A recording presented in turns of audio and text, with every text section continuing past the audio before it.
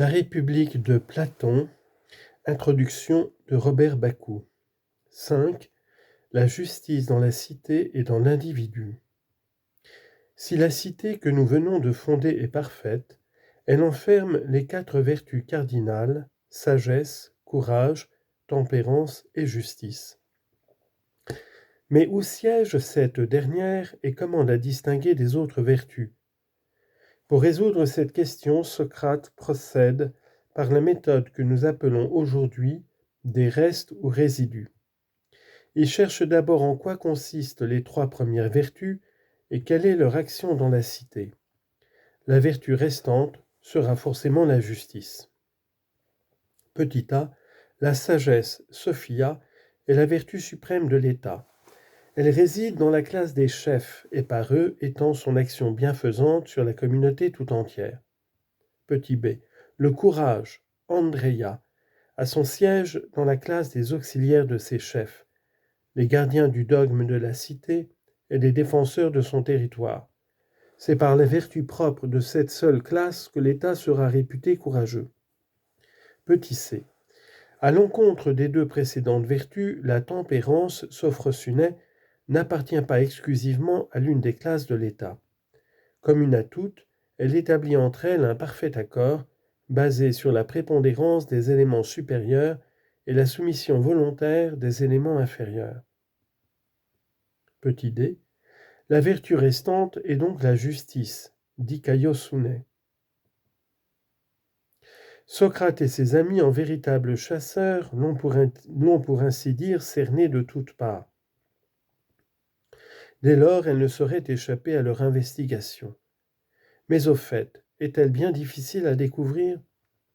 Depuis le début de l'entretien, on en parle sans la nommer, car elle n'est autre chose que le principe de la division du travail et de la spécialisation des fonctions. Que chaque classe accomplisse la tâche qui lui est assignée, et que le recrutement de ces classes se fasse d'après les aptitudes naturelles de chacun, et la cité sera juste. En définitive, la justice est la condition même des autres vertus. Génératrice d'ordre et de force, elle est à l'origine de tout progrès moral. Ce qui vient d'être lu en gros caractères dans la cité doit pouvoir se lire en petits caractères dans l'âme de l'individu. Il y a donc lieu, allant de l'une à l'autre, de rapprocher les résultats obtenus ici et là, afin que de leur frottement la vérité jaillisse comme la flamme du frottement de 2 morceaux de bois secs. Si notre âme est une par l'accord des divers éléments qui la composent, elle n'est point cependant absolument simple. Seule sa partition explique cet antagonisme, phénomène courant de la vie psychologique qui dresse le désir contre une volonté adverse. On ne pourrait en effet admettre sans contradiction que l'âme tout entière voulut à la fois et ne voulut pas, et fut en quelque sorte sa propre ennemie. Aussi bien, un examen attentif nous permet-il de distinguer dans l'âme 3 parties correspondant chacune aux 3 classes de la cité. À la classe dirigeante correspond la raison, to logistikon, qui délibère et commande aux inclinations et aux désirs.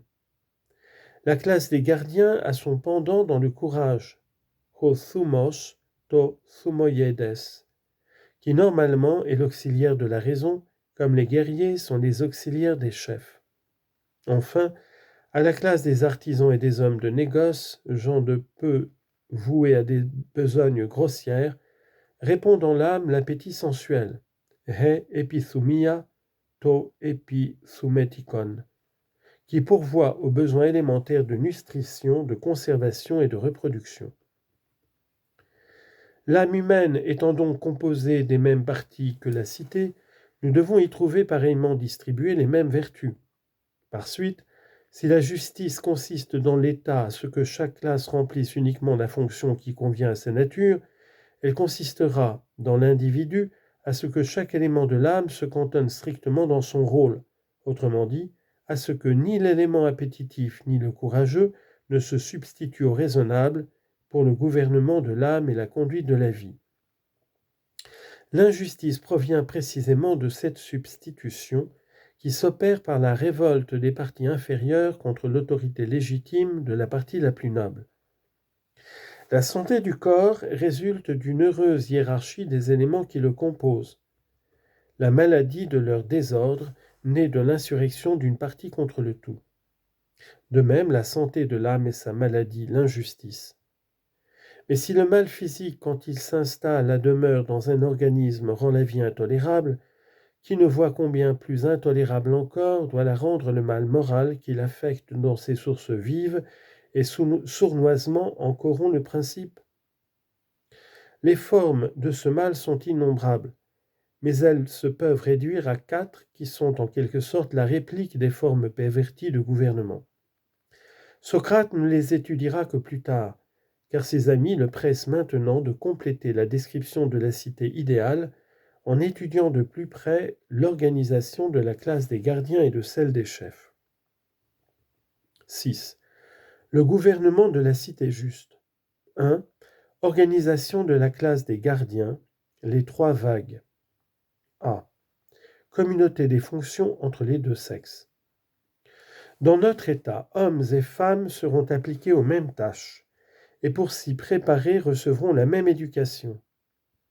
Entre les deux sexes, il n'existe en effet aucune différence de nature sur le rapport des aptitudes techniques. Chez l'homme, ces aptitudes sont susceptibles d'un développement plus complet parce que servies par une force corporelle plus grande. Mais c'est là une supériorité purement quantitative. Devant prendre part aux rudes travaux de la guerre, les femmes de nos gardiens s'exerceront avec les hommes dans les gymnases. Comme eux, elles ne craindront pas de quitter leurs vêtements, puisque la nudité convient aux exercices de la palestre. Certes, les plaisants ne manqueront pas de rire, de se moquer du bizarre spectacle qui leur sera offert quand hommes et femmes de tous âges s'entraîneront nus, sans souci des rides et des marques indélébiles qu'a pu laisser sur leur corps le passage des années. Mais qu'importe, celui qui poursuit un but excellent, le développement harmonieux de la nature, n'a point à tenir compte de railleries dictées par la sottise et l'ignorance.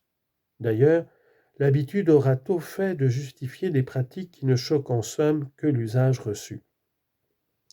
On choisira parmi les femmes celles qui sont douées d'un naturel propre à la garde, et après avoir cultivé leurs qualités natives par la musique et la gymnastique, on les donnera pour compagnes et collaboratrices aux gardiens et aux chefs, car il n'est de haute fonction qu'elles ne puissent exercer. B.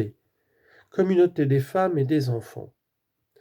Ayant échappé à cette première vague de ridicule, Socrate est menacé par une seconde. Conséquence logique de la communauté des biens et de la communauté des fonctions, une nouvelle réforme s'impose, celle de la famille. En effet, cette dernière, sous sa forme actuelle, implique d'une part l'existence d'un patrimoine autour duquel elle se constitue et grâce auquel elle dure, et d'autre part la spécialisation de la femme dans les fonctions domestiques. Or, nous avons privé les gardiens du droit de propriété et procédé à la répartition des fonctions en nous fondant sur les seules aptitudes naturelles sans tenir compte du sexe. Il nous faut donc adapter le cadre de la famille à ces innovations, ce qui revient à l'élargir jusqu'aux limites même de la cité. Nous décréterons que les femmes doivent être communes à tous les gardiens. Cela ne veut pas dire que nous entendons faire régner entre les deux sexes une basse promiscuité. Bien au contraire, la communauté que nous établissons se distinguera par son caractère moral et religieux. À certaines époques, des mariages seront célébrés en grande pompe, entre les meilleurs sujets, afin que la race conserve toute sa pureté. Pour écarter les sujets inférieurs, on aura recours à un ingénieux système de sorts qui permettra aux magistrats de favoriser les sujets d'élite, tout en donnant aux autres une raison plausible de leur échec. La durée de la procréation sera sévèrement réglementée pour les deux sexes. Au-delà, on laissera aux citoyens une plus grande liberté, en les prévenant toutefois que les enfants issus d'unions tardives et non sanctionnés par le mariage ne sauraient en aucun cas être élevés par la cité. Quant aux enfants légitimes, on les portera dès leur naissance dans un bercail commun, à l'exception de ceux qui seraient affligés de quelque difformité. À l'égard de ces derniers, on n'éprouvera nulle pitié. Comme cela se pratique dans certains États, Platon songe probablement à Sparte, ils seront exposés en un lieu secret. De la sorte, la cité n'aura un jour que de beaux et bons citoyens. C'est, on le voit, la doctrine de l'eugénisme appliquée dans toute sa rigueur. Un dernier point reste à préciser. Comment évitera-t-on les unions incestueuses? D'une façon très simple. Tous les enfants qui naîtront 7 mois au moins après la célébration d'un hymen collectif et pendant sa période de validité seront considérés comme les fils et les filles des gardiens et de leurs compagnes unis par cet hymen. Nul enfant ne connaîtra son véritable père, nul père son véritable enfant. Ainsi ne pourra s'introduire dans notre cité le redoutable égoïsme qu'engendrent des liens familiaux trop étroits. Pour inhumaines que paraissent, et que soient peut-être en réalité de telles prescriptions, il faut avouer qu'elles découlent inévitablement du principe qui présida à la fondation de la cité idéale. Réaliser la justice dans l'association politique et dans l'âme humaine par l'harmonie au sein d'une unité des éléments qui les composent l'une et l'autre.